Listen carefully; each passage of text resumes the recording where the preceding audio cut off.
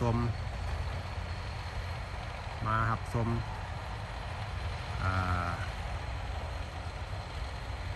บรรยากาศยามแรงตอนนี้3:50ยามแรงเนาะแต่โอกาสดีมาเบิ่งรถเกี่ยวเข้าเนาะเมื่อกี้เขาเกี่ยวเข้าแบบพื้นบ้านให้เบิ่งแล้ววันนี้มาเบิ่งวิธีเกี่ยวเข้าสมัยใหม่เนาะใช้รถเป็นเครื่องมือในการเกี่ยวเข้าเก็บเกี่ยวเข้าเนาะกำลังเกี่ยวเนี่ย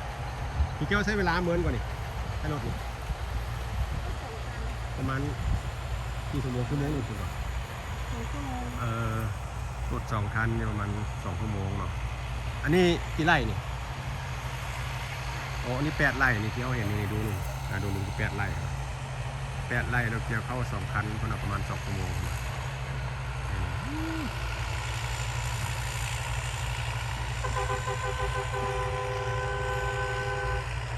การพิเศษ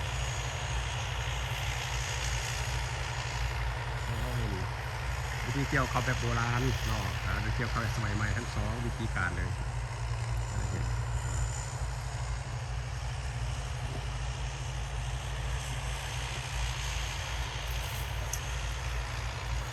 เป็นเอาไล่ละ650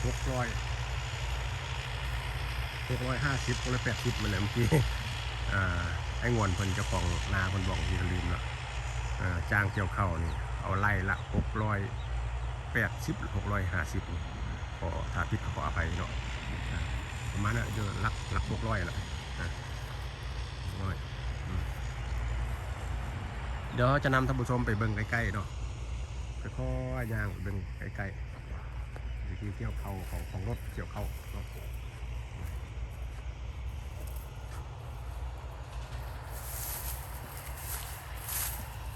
ก็ถือว่าเข้ามาถึงเวลาพอดีเนาะถึงเวลามันเกี่ยวเข้าพอดีเลยดำบรรยากาศนี้ให้พี่น้องผู้ชมไปขับชม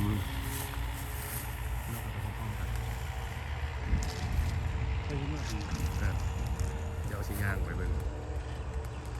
เกี่ยวเข้า8 ไร่ใช้เวลาวัน2 ชั่วโมงวันประมาณ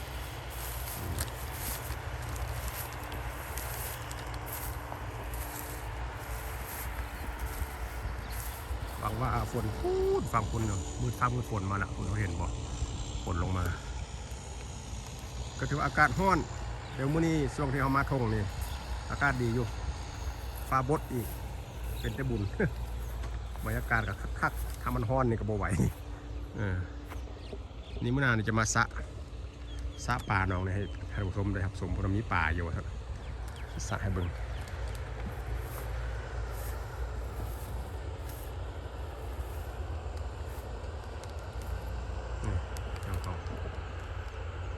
ก็จะมาใกล้ๆจะได้เห็น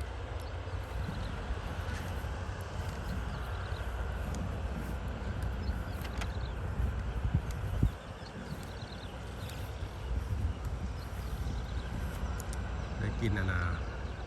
ได้กินข้าวใหม่หอมลมมันโอ้ยเป็นระยะเนาะ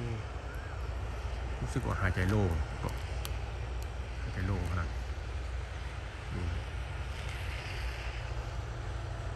แต่ได้อยู่ไกลอยู่เยอะวางว่าคงจะรถมันจะขยับมาใกล้ๆ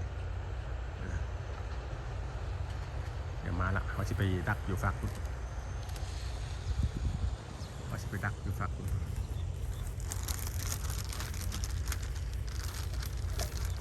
ถ้าอยู่อีกฝากหนึ่งรถมันจะได้อยู่ใกล้ๆแล้วแค่ผู้ชมในเบิ้งใกล้ๆจะแจ้งเลยว่าวิธีรถเกี่ยวเข้ารถเกี่ยวแบบไหนข้าพเจ้าก็เป็นครั้งวิทย์ที่ได้เห็นรถเกี่ยวเข้าสดๆเนาะสุดท้ายก็เห็นอยู่ใน YouTube อยู่ในคลิปเนาะแต่เมื่อนี้เป็นบุญตาที่ได้มาเห็นแล้วก็ได้มีโอกาสถ่ายให้พี่น้องได้เบิ่งไปพร้อมๆข้าพเจ้าเนาะสำหรับวิธีการวิวัฒนาการของการเกี่ยวเข้าเนาะส่วนอย่างน้อยข้าพเจ้าก็ได้เกี่ยวคือเกี่ยวให้เบิ่งของพี่นี่เป็นคลิปก่อนนั้นเนาะเป็นวิธีเกี่ยวแบบโบราณเนาะใช้มือเกี่ยวเกี่ยวคออันวิวัฒนาการสมัยมันเปลี่ยนแปลงไปเลยใช้รถรับจ้างเกี่ยวเข้ามาแล้วพี่น้อง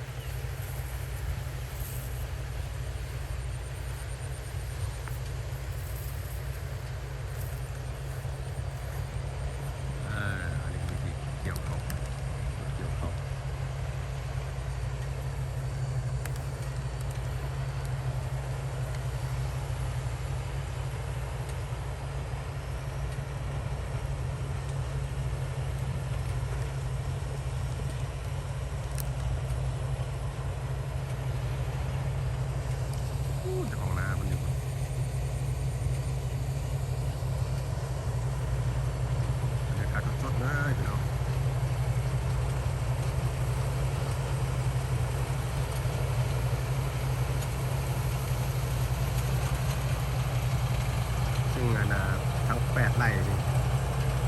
เป็นเผ่าพันธุ์สันป่าตองนึ่งเนาะเพิ่นจะเที่ยวแล้วจะเอาไปเป็นพันธุ์เข้าคู่กับปีหน้าเนาะมันจะส่งเข้าสู่เก็บกับพันธุ์เข้าอยู่เมืองเนี่ยอยู่อันอยู่เมืองเนี่ยเมืองเชียงใหม่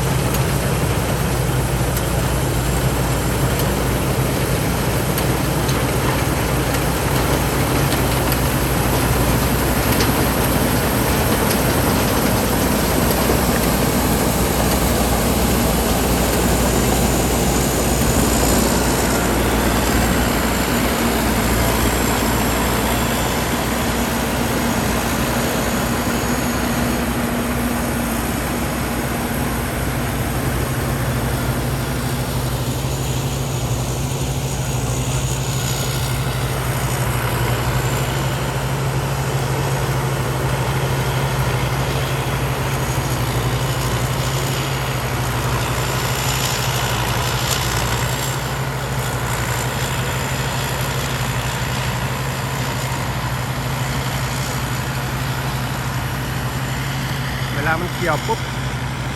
เข้ามันอยู่ในทางเส้นนั้นปล่อยเสียงออก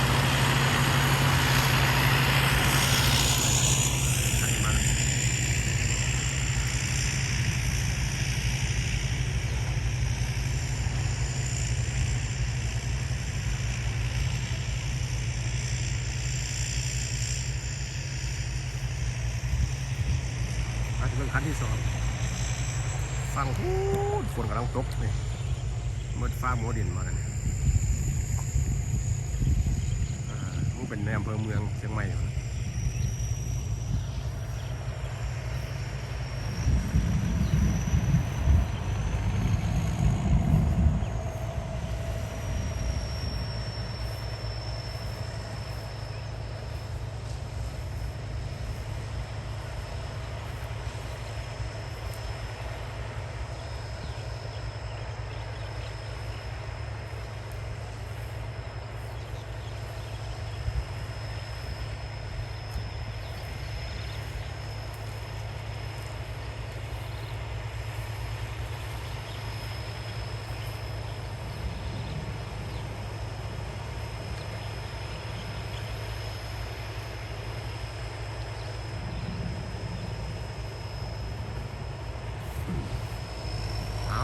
สมมติอีกคันหนึ่งเนาะมี2 คันมันช่วยกันคันกับสตาร์ทละแต่ว่าวันนี้โอ้สุดดีอากาศดี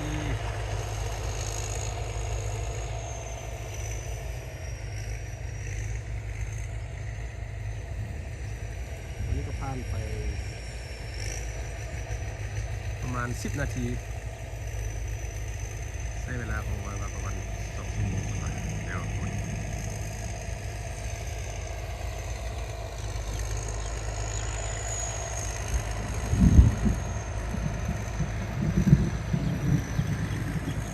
ข้างนี่ก็มีนกเอี้ยงวะนะนกเอี้ยงนกกันนั่นนะทั้งหมดเนาะบรรยากาศสุดยอดเลยโอ้มีฟ้าห้องนกกำลังบินนี่นกสกุณาบินพายกลางทุ่งนาบรรยากาศนี่ก็หายากหาชมได้ยากเนาะมาถึงเวลาเทปโอกาสพอดีเนาะได้เบิ่งบรรยากาศรถเกี่ยวเข้าแล้วก็ได้เบิ่งบรรยากาศฟ้าฝนกำลังจะตกเนาะฟังพูดฟ้าห้องอีกต่างหากแล้วก็มาเห็นนกมันเป็นหมู่เนาะนกเอี้ยงนกเขาเนาะ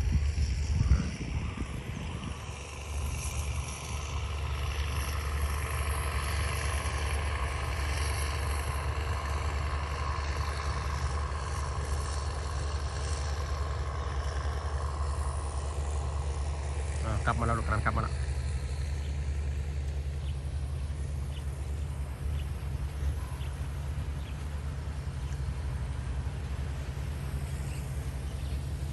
บรรยากาศหน่อยดีมันบ่ฮ้อนนะพอดีฟ้าบ่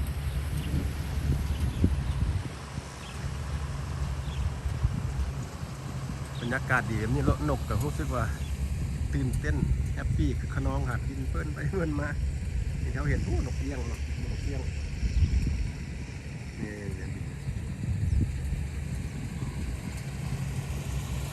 มาแล้วรอบที่สองทำมารอบที่สอง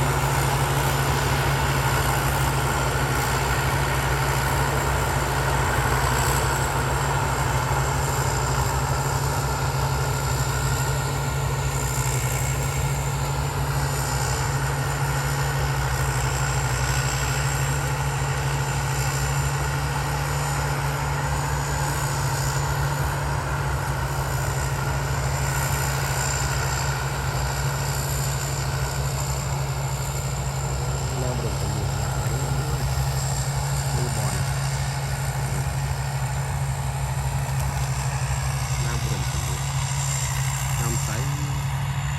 ประทานปล่อยน้ำ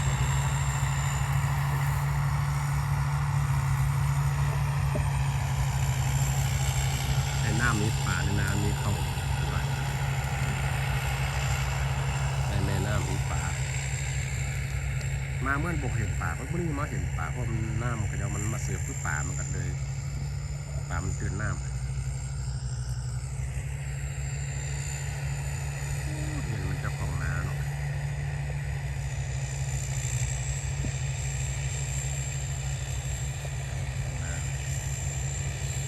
จะเอามาใส่เขา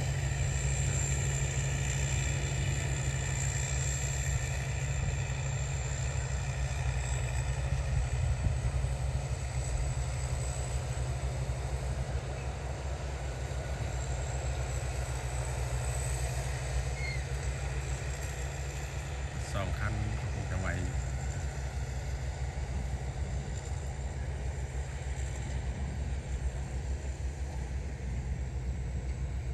โอเคพี่น้องคลิปเกี่ยวเข้าเอาไว้ที่สกอนเนาะมานำผู้ชมในขับชมไปแล้วการเกี่ยวเข้าสมัยใหม่ก็คือเชือกเกี่ยวเข้าเนาะขอขอบใจที่ติดตามชมคลิปนี้